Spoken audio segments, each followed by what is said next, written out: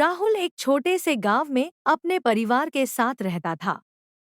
एक दिन उसने अपने दोस्तों से सुना कि पास के जंगल में एक पुराना खंडहर जैसा घर है जिसे लोग भूतिया हवेली कहते हैं। गांव वाले कहते थे कि वहां रात के समय अजीब आवाजें आती हैं और कभी-कभी लोग वहां से गायब हो जाते हैं। राहुल को अपनी जिज्ञासा पर काबू नहीं रहा और उसने ठान लिया कि वह उस हवेली में जाएगा। रात का समय था और चांद की हल्की रोशनी जंगल की स्याही जैसी अंधेरी को थोड़ी सी रोशन कर रही थी। राहुल अपने दोस्तों के साथ हवेली की ओर बढ़ने लगा। जैसे ही वे हवेली के पास पहुंचे, उनके कदमों में एक अजीब सी कंपन शुरू हो गई। हवेली के दरवाजे में दरारें थी और हवा के झोंके से उसमें से कभी-कभी अजीब सी आवाजें आती थी। राहुल ने दरवाजा खोला और सब अंदर चले गए। हवेली की दीवारों पर धूल और मकड़ी के जाले जमे हुए थे।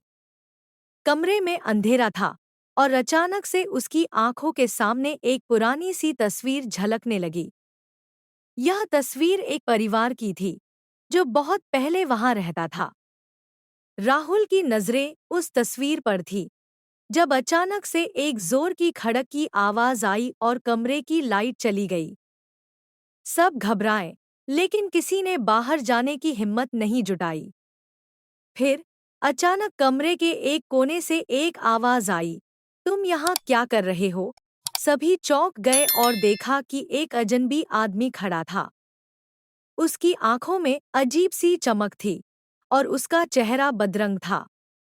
राहुल ने पूछा, तुम कौन हो?